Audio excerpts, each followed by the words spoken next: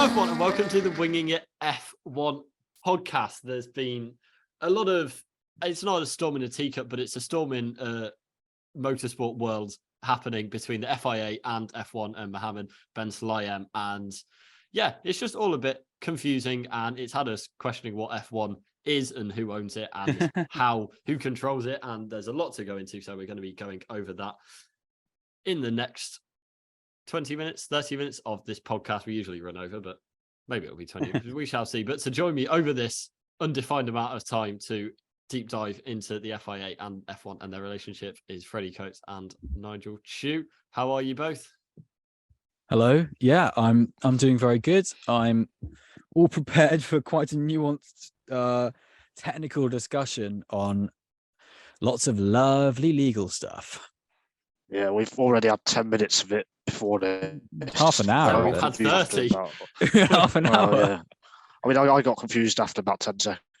So, yeah, this is going to go well. Yeah, we're going into this podcast presenting our opinions and thoughts as if we're very knowledgeable and very intellectual about the goings on of Formula One and Formula One management in the FIA, when realistically we've just looked it up on the internet. No, We're also going to try and break it down, though, like people who are listening, and like try our best to like simplify and stuff, because it is very confusing, to be honest. So it is, but once you get past the first hurdles, it can make a lot of really quite interesting sense. So let us know if we've made sense for you by the end of it, or if you're still confused. Comment below on YouTube. Yeah, if you daydream through it, then by all means that's fine. But if we do start to sound like we're talking nonsense, then hop back a minute. Give us a rating of how you understand it out of 10 at the end of the episode, and we will. I mean, it's not quite Trustpilot, but we will do our best to take that on board. But no more dilly-dallying. Let's get into it. So there were reports surfaced last week that the Saudi Arabia's PIF, Public Investment Fund, have lodged a $20 billion or over $20 billion bid to purchase the corporate or commercial rights to F1. So that's the same group that own Newcastle United, and they're getting involved in a 2030 World Cup bid, and are making lots of moves in they're involved with Live Golf as well. They're all over the sporting world, and the kind of reply, or within the report from Bloomberg, was that Liberty Media have said no, F1's not for sale. They've turned it, made it very profitable since they took over in 2017, and it shows no sign of slowing down now.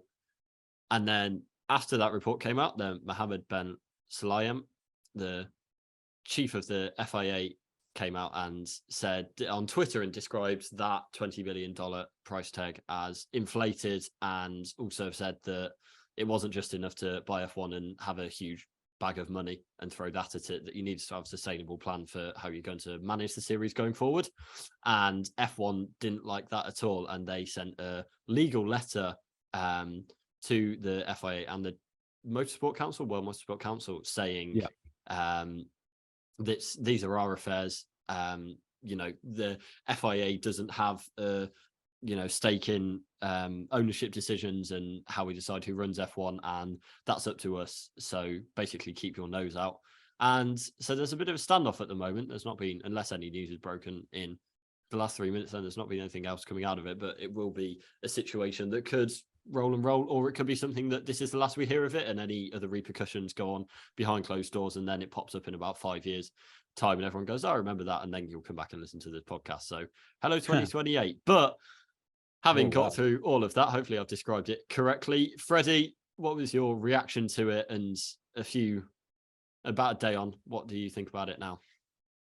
Well, you can have quite a few different reactions to it, and my broad kind of reaction is that this is like you said, Formula One and Liberty as an organization putting the FIA in its place a bit, but that's not to say the FIA's comments are unfounded, but they're just essentially saying, as you say, keep your nose out of it, do what your job is and we'll do what our job is, and their job is to increase and produce Formula One as a valuable commodity. And if 20 billion is the touted figure, they have increased that by nearly $14 billion since they bought it. These are the headline figures, of course. There's so much that goes into that, and how that's then a different figure and so on. But the headline figures, let's just take, because that's the easiest way of measuring it. Point of headlines. Headlines, because we're journalists. But the 20 billion shows a marked improvement in the 6 or 7 years. Well, 7 years since they bought Formula One in September 2016. So I do very much get why Formula One are strong arming and pushing the FIA in the mud a bit, because if 20 billion is being touted as a figure, it's not to be sniffed at, no matter who it's from. But and for Ben Sulayem to essentially come out and say, oh, it's not worth that much, Formula One has every right to say, you as a figure of influence and of relationship to Formula One can't say things like this, because you're damaging the value of us as an entity, and it can be treated, frankly, as libelous and defamatory, really, because it's damaging their value. So they're essentially saying, watch out, because you're damaging our brand and we don't like that. And that makes sense.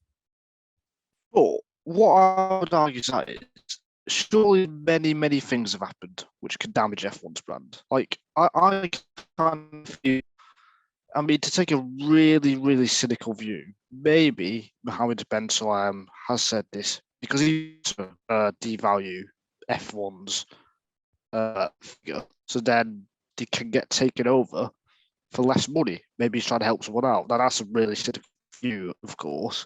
Blimey, yeah. It could also be just being a bit, of an attention. I guess because it's the second thing that's happened in space of a month with him going out publicly with these things out of nowhere. We had the Andretti expression of interest tweet at the start of January that Andretti announced a few days later. Now he's doing it with this, which is obviously a much bigger scale. Yes. So that's as well.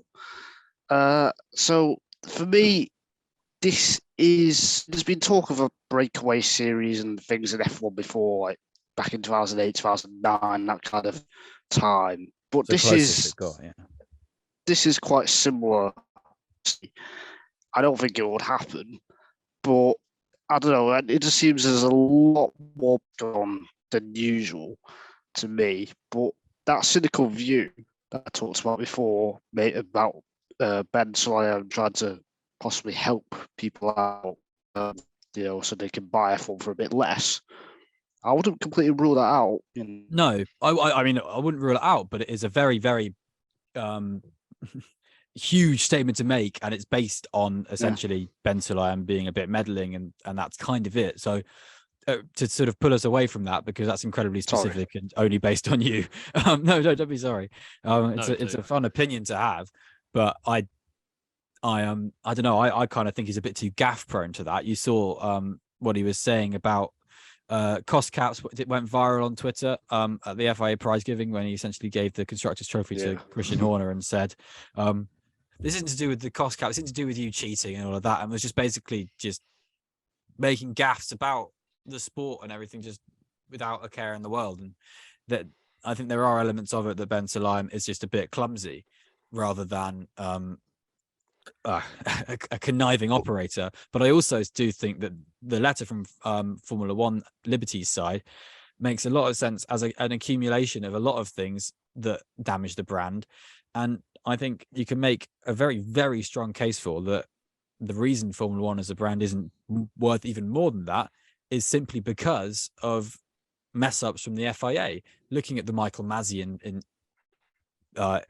role in 2021 and things like that, the sort of just blatant FIA essentially meddling, you could say, being one of the main detractors to the way people have seen the sport. It's widely agreed and just gotten on with that the end of 2021 was a disappointment and a farce and a mess, but the championship is just the way it is and things like that. And then you've got the handlings of the way the champion was crowned this year in Japan, and the way the rules are set in races like Spa and Suzuka in 21 and 22 respectively, being a bit just fiddly, and that all coming from a rule set side that just doesn't really shine the FIA in the best light, along with how you probably, if you look at the many episodes of this podcast that we've done of this, how many have we criticized the stewards? You could probably make a case for it, definitely 2/3 of them. So like, the brand damage to Formula One isn't done by say Max Verstappen and Lewis Hamilton crashing into each other. It's done by the FIA's management of Formula One as a governing body, not by Liberty and the way they're selling Formula One.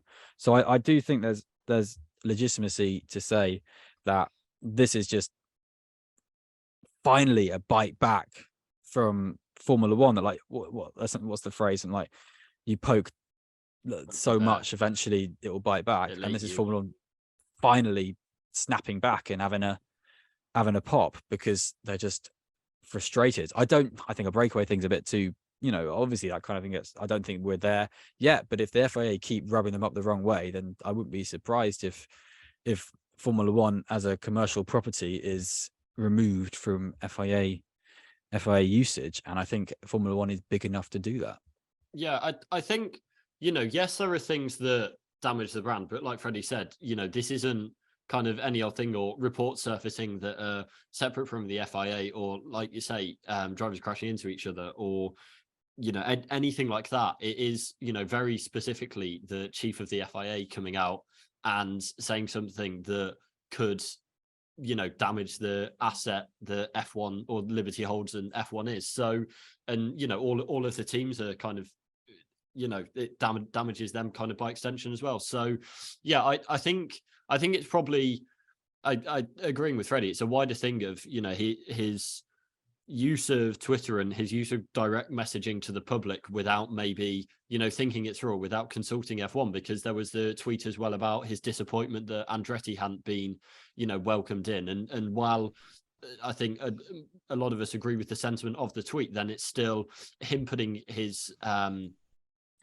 using his position as kind of a figurehead of an organization that is connected to, but not directly, responsible for, or, kind of directly arm in arm with F1, then it's using that to kind of talk about Massa. And I think F1 teams have decided that enough is enough, and that, he does need to be, maybe, they need to kind of separate and, say, this is your thing, this is what you're doing, but actually we've got our own thing going here, and within the parameters of that, then you are involved, but not beyond that. And yeah, I think it's just a kind of, remarking those boundaries. From a PR side, when there's no crisis, there's no need to make a crisis. And from a shareholder side, we've seen that someone like Elon Musk can drop the share price of Tesla by millions of dollars with a single tweet. So if Ben Sulayem, if the sort of price of Formula One as an entity is as big as $20 billion, that, I don't know, if it were on a stock exchange and things like that would be put like that, then the value could realistically drop when very, very dramatically with a tweet. And I think, there's an element of, as Adam says, like, you just got to control it a bit, and silence and not creating drama is sometimes just the best way to be, just to keep it gentle. It's not quite kind of backing your box, but maybe staying your lane. The FIA can do the FIA things, that's fine, because you are your own people, but don't jeopardize our stuff just by being a bit just out of the blue. That's what I'm trying to say. With his actual tweet, though, I completely agree with it. Like, this thing, say if everyone does get taken over by a Saudi Arabian company or organization by 20 billion or whatever, and then we don't hear anything about, and Ben Sulayem doesn't tweet about it, sorry. They would complain and stuff, but he has tweeted about it. So if it does happen, then we could all say, oh, or Ben Sulayem has said something, this isn't right. So in a way, this is the argument, isn't it? Should the public get to know about these things? Yes or no? I have a strong opinion about it, but you can make an argument for yes, and you can make an argument for no, because if it does happen, a Saudi Arabia takeover, there will be a lot of disgruntled people. Yeah, yes, totally. And I totally understand that that's the kind of thing, but I don't think Ben Sulayem is in this position as a whistleblower. I don't think I don't think he's there sort of just being the anti-hero or the hero for that kind of thing, just sort of going forward saying you don't want this and things like that, because I don't think he would need to do that in that kind of way. But I don't know. There probably is store in him thinking, can scare off the Saudi investors by making a fuss about Saudi Arabia, because there's so much of a fuss about Saudi Arabia in motorsport, but and in sport, the Live Golf thing, as Adam mentioned at the top, is probably the biggest example, and that's reporting huge losses and everything. And apparently, the Saudi investors are losing interest in that, and they've got their new toy with Ronaldo and things like that. So there's loads and loads of different kind of sides to it, and I do kind of get the impression that Liberty wouldn't be the kind of company on their side to just look at some money and go, oh, money, let's go for it. But I also do think they should take some. Nah, they would. I think every Not to if sell we're up. I don't we're think to talking sell about up. billions here, But I think they're all about money. I think the people involved in Liberty, involved in any negotiation or whatever, they are doing it to benefit themselves. They're not thinking about the sport at all. It's about time someone called them out for money grabbing, because we go on about this year after year after year, and the sporting side is never put first. It's always money. Money talks. That's the phrase. So I'm not too unhappy that Ben Sulayem has done this. It might not be correct, but I think it's about time that and did something like this, because the power of F1 is in 5 or 6 people's hands that day, and they are trying to get as much money from it as possible for themselves. They don't care about sprint. They don't care about the format. They don't care about the racing, the drive, whatever. They just care about money. That's where it really comes down to for no, I think that's races. fair. Yeah. But no, I'd agree on that. It is. I think the reason, obviously no insider knowledge, but I think the reason they haven't sold is because they expect it to be more valuable, and they expect to be able to generate more money from it in 10 years, say, when it looks like there'll be more manufacturers on the grid, and the sport keeps growing, and that's the idea. But as soon as that starts to not be the case, then or as soon as they think it has reached the point of diminishing returns, then that will be the case, and they will be looking to sell up. And probably, unless Saudi Arabia's run out of oil or given all their money to Cristiano Ronaldo, then they'll be at the front of the queue for that in whenever it is, if it's over the next 10 years. So yeah, I do agree with that. I think I was saying earlier, I think more about the kind of put the general argument out there, and this is what the F1 teams are disgruntled with. But while I can see that that's the case from my own personal point of view, then I agree. I think it's seeing it out, it's refreshing to see it out in the open, and actually have it being have it there as a debate, and have it so that people can see it, and that it's not just some it's not just backroom deals, and it's not just a very few people being in charge of a sport that is loved by tens of millions around the world. It's a very hard one in that kind of regard, I think, because a lot of what has made Formula One very successful in recent years is this kind of structure of, actually, to be honest, they have put the sport first, and that's the way they've made it successful.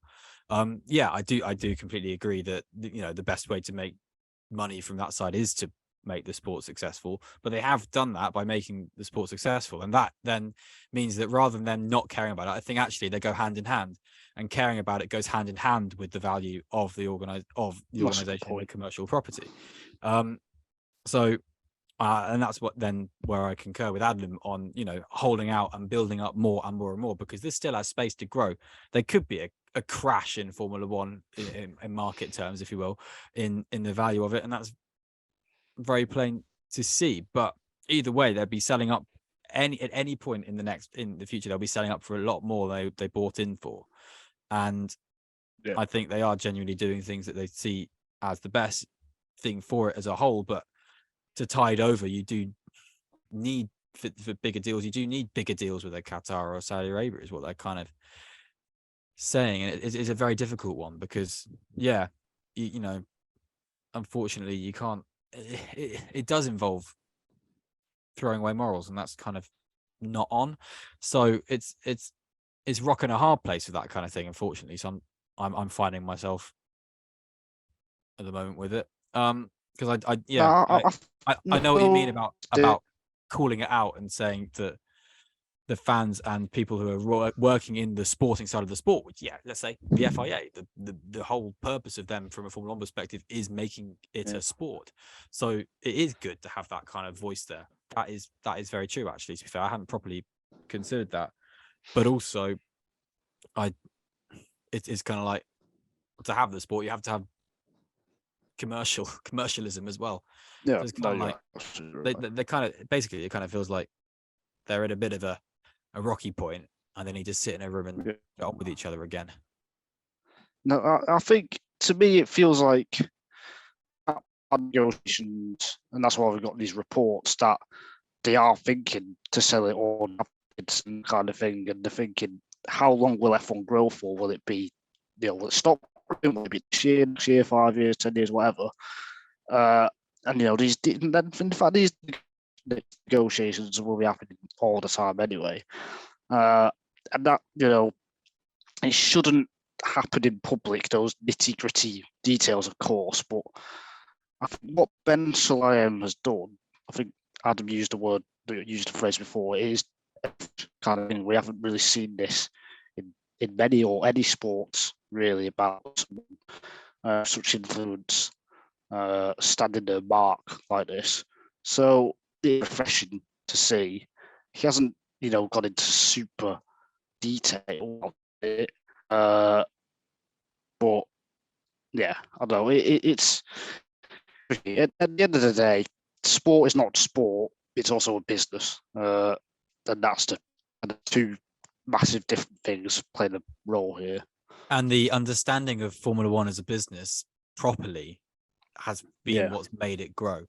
And I have a huge, to be honest, I think I'm probably a bit biased in that I have a lot of love for Liberty as a Formula One fan, because we all became Formula One fans during the Bernie Ecclestone era, and frankly, there was a bit of, oh well, I'm not the right fan. I'm the fan of a bit of a niche thing here, and I'm not quite the right person to enjoy this.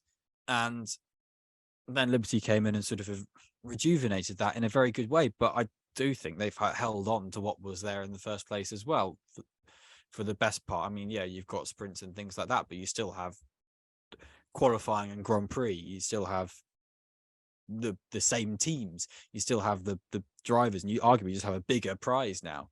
So I have probably a bit of bias of a bit of a Liberty favor, because the FIA have always kind of been the enemy, and Liberty have been the sort of big business saviors. But yeah, it is a bit murkier than that, definitely. A lot.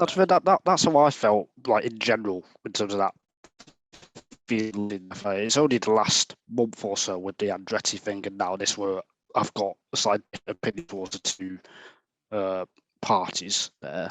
So yeah, that's the general feeling that I've had. So Liberty have a fantastic job, like amazing job, much better than I thought, actually. So you got to give them credit for that. It's just, it's just the thing I said before about it all being about money. It's not just an F1 thing. It's a societal, to me. It's my political views, or whatever you could call it. That's how I see things in life. It is. So it's not just an F1 thing. It's a whole world thing to me. You're on mute, Adam. You've been on mute for the last 5 minutes. That's so. Come on, mate. Anyway, 173 episodes, man. Come on. Well, flip side, 173 episodes. It's going to happen at some point. Anyway, I think F1, it is a more general thing, but F1's in such a unique position that it is like, it's only this like at any other sport, like yes, there's the top league, and it's sort of an American model in that there's, you know, one professional kind of gate kept league, but even there's like other, you know, sport at college level, high school level, and people playing it in their back garden. With F1, it's like we were talking about this before the podcast started. Is it a formula? Is it a world championship? Is it a continuation of the history? Like, it's such a strange thing because, you know, you only have F1 in the Formula One World Championship. You only have 10 teams there. And that's where, you know, the kind of the stuff about Andretti and not being able to join that, you know, that kind of reeks a bit. And it is, you know, that seems to be pulling away from a sport into more of a business where it's, you know, there are these 10 shareholders that are in position. And even though there are people deserving to get in that, then, you know, they're protecting their financial position. It's not a sporting thing on merit of who would be the best team to enter and be part of that and improve, you know, the competition aspect of it. So that's where I think F1, yes, it's a wider thing, but that's where F1 differs from any other sport that I can think of on the planet is, you know, it is very, very limited in it's just it's the one championship of that sport. Yes, there's motorsports, obviously, but in terms of F1, that's it. Oh, totally. At that level, it's pinnacle sort of becomes another word for monopoly. And like you say, you can have other sports, and you've got things like IndyCar and NASCAR, which have their own governing bodies and prove that they can succeed with that. But there is a defined peak in motorsport, and that's Formula One. And sort of where it comes with the sort of, is it a formula? Is it a rule set? Is it a commercial entity? Yeah, that's all just being sort of molded throughout time into one big thing. But the name Formula One is owned by Formula One, not the FIA, and they will just say Formula One. But the FIA can make a rule set because that's the FIA's job, and Formula One can use a Formula One car in a completely non-FIA kind of thing. Just put it on a track. You can put things on tracks. It's that kind of thing. So you get sort of elements of that from a business perspective, that Formula One is itself, if that and the FIA just is not Formula One, but they all work together for the greater good. But that's just the way it's been, and that does work. And if there's a threat to that, it is dangerous. And all the threats to that, to Formula One as a FIA race series, have come from a mixture of protecting the interests of those who compete and protecting the interests of those who govern. And you got the FISA FOCA war of 1980s, which was a big old strong-arm tussle between the governing body and the teams who wanted a bigger piece of the pie, led by Bernie Ecclestone, and that eventually was successful. And then you had the Bernie and Max show against the teams in the late 90s, early noughties. Max Mosley, not Verstappen, in case anyone. Yes, Max Mosley, the very controversial former president of the FIA, who was a team boss at one point. Two-time world champion? No, not really. Not two-time world champion. No. And that eventually did lead to a very, very close breakaway series, as Nigel mentioned earlier, which you can read about in an article I wrote for WTF1 2 years ago. Where essentially one of the that's the not the web link, by the way. No, that's not. You can just find that on www. Yeah. And eventually one of the reasons that Formula One stayed as a thing was because Max Mosley was essentially forced to go. So Formula One usually wins these battles, and the FIA have a bit of egg on their face. So, and I think currently the FIA do have egg on their face with Ben Sulayem being a bit of a chatterbox and a gaff box. So, to potentially coin a phrase, I don't know. Has gaff box been said before? I quite like it. But anyway, I think the last kind of. Oh, go on. No, go on. No, I was just going to summarize. It's kind of like there's a whole element of it takes all sorts to make a world. It takes a melting pot to make Formula One, and they kind of do need to just get on. I think the last kind of topic is, how long do we think this is just a one-off thing, or is this going to be a frequent topic this year? Because for me, I think it will be a frequent topic, because I don't think F1 have a necessary problem with the FIA. It's more Ben Sulayem himself, perhaps, who just happens to be the president, of the FIA. That's how I kind of see it's not the FIA, it's just Ben Sulayem and Liberty Media, so Stefano, Kay Carey, those kinds of people. That's how I kind of see this.